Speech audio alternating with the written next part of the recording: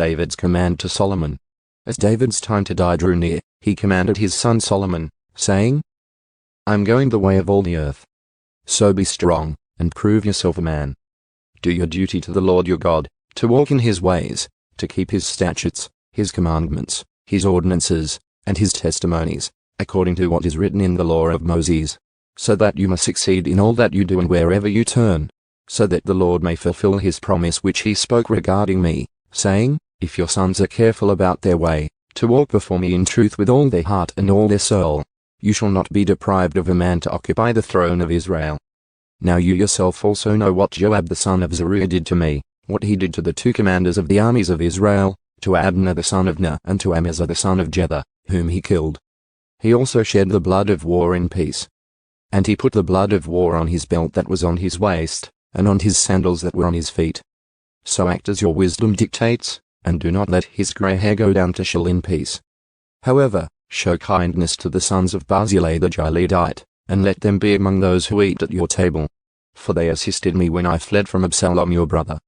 And behold, you have with you Shimei the son of Gera the Benjaminite, of Bahurim. Now it was he who cursed me with a painful curse on the day I went to Mahanaim. But when he came down to meet me at the Jordan, I swore to him by the Lord, saying, I will not put you to death with the sword. But now do not leave him unpunished, for you are a wise man, and you will know what to do to him, and you will bring his grey hair down to Sheol with blood. Death of David.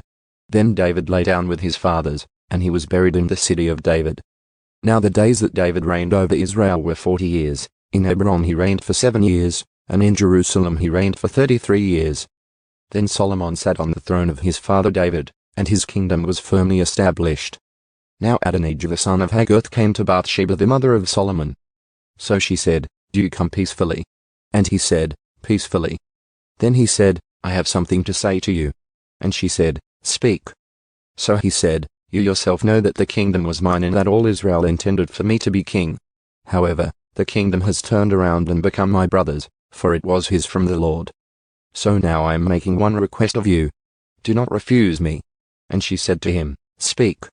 Then he said, Please speak to Solomon the king, for he will not refuse you, that he may give me Abishag the Shunammite as a wife. And Bathsheba said, Very well. I will speak to the king for you. Adonijah executed. So Bathsheba went to King Solomon, to speak to him for Adonijah. And the king stood to meet her, bowed to her, and sat on his throne. Then he had a throne set up for the king's mother, and she sat on his right. Then she said, I am making one small request of you. Do not refuse me. And the king said to her, Ask, my mother, for I will not refuse you. So she said, Let Abishag the Shunammite be given to Adonijah your brother as a wife. But King Solomon answered and said to his mother, And why are you requesting Abishag the Shunammite for Adonijah? Request for him the kingdom as well, since he is my older brother, for him, for Abiathar the priest, and for Joab the son of Zeruiah. Then King Solomon swore by the Lord, saying, May God do so to me and more so, if Adonijah has not spoken this word against his own life. Now then, as the Lord lives, who has established me and set me on the throne of David my father, and has made me a house just as he promised, Adonijah certainly shall be put to death today. Then King Solomon sent the order by Benaiah the son of Jehoiada, and he struck him so that he died. Then to Abiathar the priest the king said, Go to Anathoth to your own field, for you deserve to die. But I will not put you to death at this time, because you carried the ark of the Lord God before my father David, and because you were afflicted in everything with which my father was afflicted. So Solomon dismissed Abiathar from being priest to the Lord, to fulfill the word of the Lord, which he had spoken regarding the house of Eli in Sheol. Joab executed. Now the news came to Joab, because Joab had followed Adonijah, though he had not followed Absalom. So Joab fled to the tent of the Lord and took hold of the horns of the altar. And it was reported to King Solomon that Joab had fled to the tent of the Lord, and was beside the altar. Then Solomon sent Benaiah the son of Jehoiada, saying, Go, execute him. So Benaiah came to the tent of the Lord and said to him, This is what the king has said. Come out.